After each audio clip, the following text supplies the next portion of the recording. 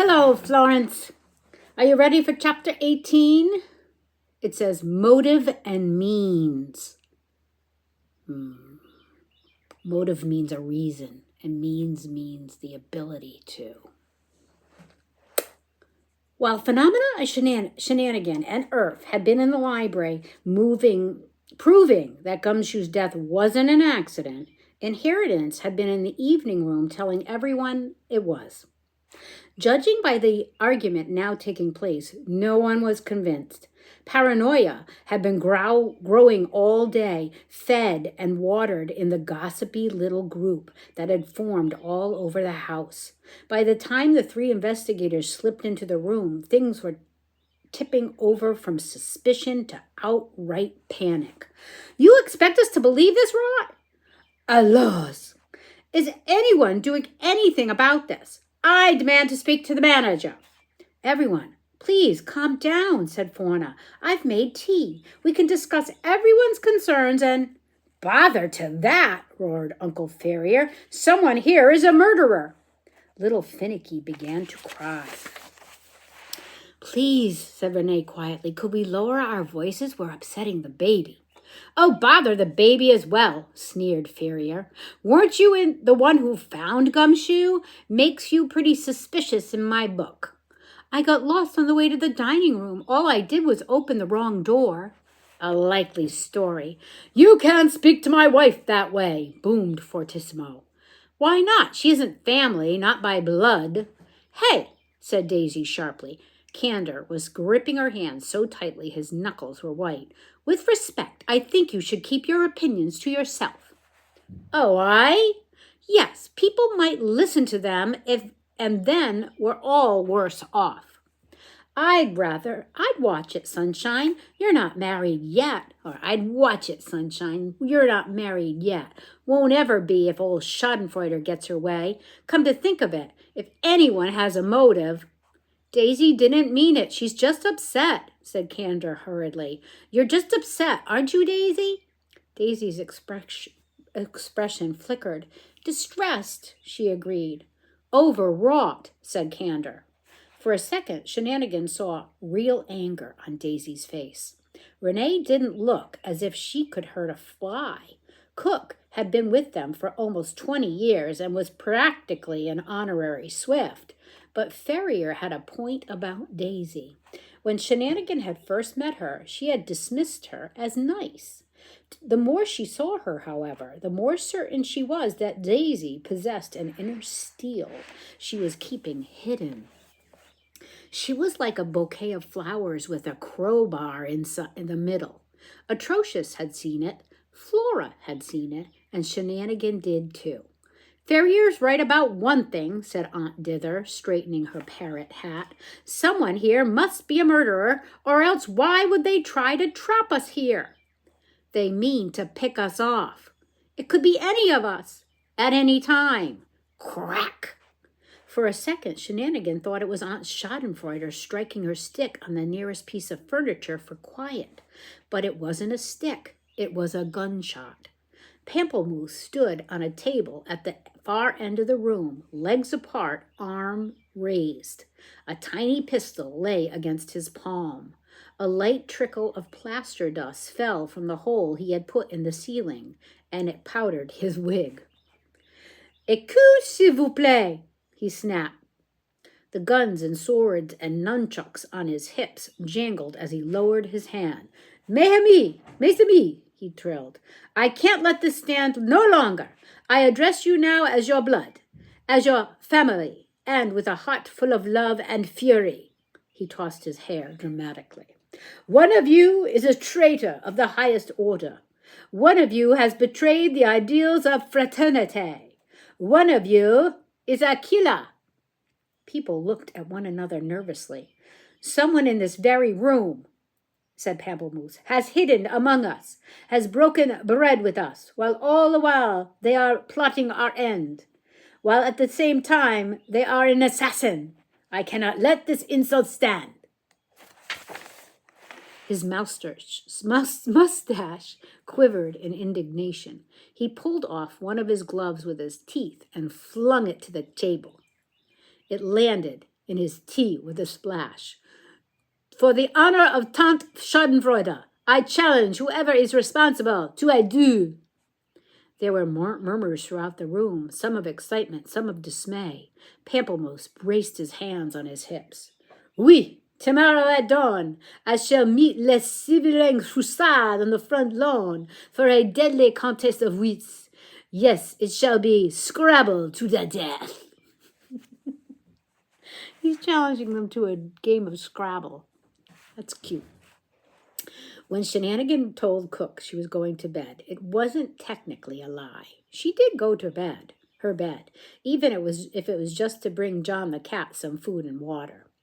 Earth came along, eager, as expected, to meet anything on four legs. It took a lot of coaxing, but eventually one orange paw emerged from under the bed, and then a pair of luminous green eyes narrowed suspiciously, and finally the whole mass of John the cat himself, who ate the food and drank the water as though they were barely up to his standards. He butted his head against Earth's hand and even allowed his belly to be rubbed, but as soon as the children rose to leave, he retreated under the bed again. I put him on guard duty, explained Shenanigan. He's under strict instructions to protect my room from invaders. He's such a hefty boy. He'll make a good guard cat. He definitely doesn't like it that there are so many people in his house. Earth reached beneath the bed to give John the cat's head a last scratch. Cats can be very territorial. He should be fine once everyone's gone. Now, Shenanigan, Phenomena, and Earth sat in the lab, going over the case and munching thoughtfully on Shenanigan's third secret stash of biscuits. Well, Phenomena and Earth were going over the case. Shenanigan was considering turning on a Bunsen burner and setting fire to her hair just for something to do. They had been quibbling, a good word that means arguing over something small and silly, over timing for half an hour. Shenanigan could not think of anything more boring than going through everything they had learned all over again. The girls had never been to a real school, so she didn't know that the feeling she had was similar to the one you get while preparing for a test. Finally, Phenomena and Earth turned to their small table of evidence, a vial containing the chunk of coffee bean, the brown tinge swab from the hole in the wall, the copy of The Body in the Library, which Phenomena had dusted for prints and found to be clean of all but gumshoes. Well, we've made no progress on the coffee, but I do have some news about the hole in the wall, said Phenomena, taking a swig of her solution. I tested the swab, and my hypothesis was correct. It is blood. Which means, asked Shenanigan. We don't know. Oh, good, said Shenanigan, rolling a stray beaker along the floor. I was worried we were wasting our time. She could be treasure hunting right now. Seeing Aunt Inheritance in the library had inspired her to have another go at reading Cantrip's play, which made less sense to her now. The more she went over it. Mark well the well-marked meaning of our days felt like a clue. And there were a lot of words that could mean two things, like how fortune could mean luck or a huge amount of money, and bury the hatchet could mean forgive, but in this case meant murdered with an axe. Let's look at our suspect list, said Earth hurriedly, sensing tension. Aunt Inheritance, sorry, Earth. Daisy, suspicious. Uncle Maelstrom, crossed off. Flora, crossed off. Fauna. Probably not Fauna, though. She's very nice. Man with the impressive mustache, crossed off. That's Uncle Feria, stuck in a trap door. Candor was looking after Aunt Dither. Atrocious, ugh, says she was on the phone. Check. Peak, also, ugh, says he was on the phone. Check. Cook, crossed off. The lady in the pelican hat, crossed off. African gray, parrot hat. Aunt Dither was sedated in her room. I double-checked Atrocious and Peake's alibis, said Irf. 4 different people complained about them taking ages on the phone and could provide timings, so they check out. Excellent work, Irf, said Phenomena approvingly. What about lest we lose our heads, Shenanigan wondered. That was an eerie coincidence. Cantrip couldn't have known that what would happen to Gumshoe, could she? She stared at the page, willing the words to behave. Was the family tree referring to her actual family or an actual tree? And what about those rich in kindness shall be rich in kind? Was Shenanigan going to have to try being nicer if she wanted the treasure? That didn't seem fair. Shenanigan, are you even paying attention? What? Oh, I'm telling you, it's Daisy, sniffed Shenanigan, who had definitely not been paying attention. She was being very weird in the library, and she's conspiring with Flora. You heard her as well as I did. All that sobbing and, oh no, what have I done? There's blood on my hands and stuff. That's absolutely not what she said, protested Phenomena. And all she took from the library was an atlas. That's a book of maps. Even if she is our killer, what would she want with an atlas? Maybe she's planning her escape, Shenanigan kicked at the leg of the bench. I don't know. I agree, she's high on the list, but we need more information. All of this is what's known as circumstantial evidence. Shenanigan's head swam. She wasn't very good at analyzing property, and she was beginning to realize she wasn't very good at detective work either. All this talk of evidence and motives left her feeling scratchy and irritable. Irf was a much better partner for Phenomenon. Irf could think in straight lines. Shenanigan wished she could just climb onto the roof and sit for a bit. Maybe talk to Suleiman, although if she tried to explain everything that had happened one flash at a time, she'd be Aunt Schadenfreude's age by the time she finished. She didn't care about all these hows and whys, only the whos. She felt like an arrow in a bow. She needed to be pointed at a target and let it fly.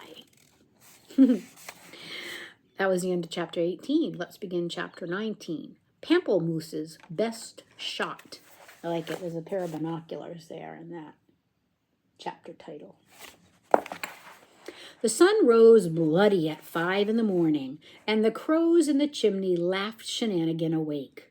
It had been another night of scuffles and snores, of tossing and turning. Scraping, rattling sounds had continued through small hours, as if someone were filing their nails on brick. It had taken Shenanigan a while to realize it was her relatives up and treasure hunting in the middle of the night. She pulled on the first clothes she could find and ran out on the lawn, where people were already gathering to watch the duel. Having finished her book of ghost stories, Cook had requested flour and butter to be brought to Aunt Schadenfreude's study so she could make dough and watch over her friend at the same time. The fresh croissants had been set out with thick mugs of hot chocolate. Some people were still in their dressing gowns, and they were treating the scene like a little picnic. Other than Inheritance, who had not only refused to attend the duel herself, but had categorically forbidden Irf from doing so, only Fauna and Felicity seemed worried. "Oh dear, I do hope the murderer doesn't turn up," said Fauna, "or perhaps it will rain and the duel will have to be called off." "I don't think it's like a cricket match, Fauna," Flora said, patting her arm. Felicity glowered into the rising sun. "This is stupid. He's going to get himself killed." She turned her glare on Pamplemousse as he paced up and down the Scrabble court. I don't know what a Scrabble... I thought it was the board game Scrabble. So maybe in England it means something else. Because he's walking up and down it, pacing. Occasionally stretching to limber himself up and muttering long words under his breath. Light slunk up the face of the house, and as the first rays hit the ground floor windows, Pamplemousse clapped his hands. "The hour is here, and there's no sign of my opponent. Mon famille, we are dealing with a coward." He took a sip of chocolate, swept back his frock coat, and sat on the edge of the court, facing the house, one leg crossed over the other in an image of genteel patience. I shall give him 5 more minutes, he chuckled. If you have ever played Scrabble, then you know that it is a board game. So it is a board game, where players take turns to set out letter tiles on a board to spell words. The tiles are assigned points. The longer and more complex the word you set out, the more points are awarded, with bonus points if the tiles are placed on certain squares. The person with the most points at the end wins. It is usually not lethal. The kind of Scrabble the Swifts play is not like regular Scrabble. While some rich people like to have life-size chessboards in their front gardens, the Swifts have always been more fond of word games, and their Scrabble court was the only one of its kind, the size of a tennis court, with squares beautifully picked out in stone and colored glass. Embellished is a word that can mean gorgeously detailed and decorated, like the tiles, but it can also mean with added, exaggerated details. The Swifts had embellished the rules as much as the board itself. They started with 14 letters rather than the usual 7, and any words in any language were permitted, including expletives, which are words Shenanigan learned from Cook, but would never ever say in front of Aunt Schadenfreude. Despite the beauty of the scene, though, Shenanigan couldn't shake the feeling that Felicity was right. There was real danger in the air. It was obvious Pamplemousse wasn't expecting anyone to turn up. He lounged on his bench, dipping bites of croissant into his chocolate and nibbling daintily. But whenever Shenanigan looked away from the house, the back of her neck prickled as if someone was watching. They were long 5 minutes. Dawn crept up to the first floor windows and set them ablaze. They all shielded their eyes as the sudden brilliance, and Pamplemousse, with great theatricality, shook back his sleeve and checked his watch. Well, he crowed, it seems the person who would push an old woman down the stairs is not interested in facing an opponent of wit and stature. He stood and began to brush off his frock coat, weapons clinking. Are you not among us, little Lapine? Come out. I shall be gentle. I shall even let you go first. He gestured grandly to the stack of Scrabble tiles standing beside the court. The Swifts craned their neck, surreptitiously brushing away flakes of pastry. The back of Shenanigan's neck prickled again. Pamplemousse scoffed. Then I shall suppose that is that, he said. Now we know we are dealing with a cowardly little... An arrow thudded into the ground by Pamplemousse's left foot. For a moment, nobody moved. Pamplemousse stood frozen, staring at the arrow still quivering in the lawn. Gingerly, he pulled it out. Several centimeters of shaft were dark and muddy. It had sunk deep. What's that? Whispered Fauna. Wrapped around the arrow was a small slip of paper. Pamplemousse unrolled it. He cleared his throat. I am here, he read. You can pick my tiles. He looked around uncertainly. His mustache twitched. But how? Another arrow shot to earth, landing barely a centimeter from the first. It bore another strip of paper. I need a volunteer from the audience, read Pamplemousse. Understandably, no one stepped forward. Well, Shenanigan tried, but Felicity yanked her back. Ah, Mademoiselle Fauna, if you would.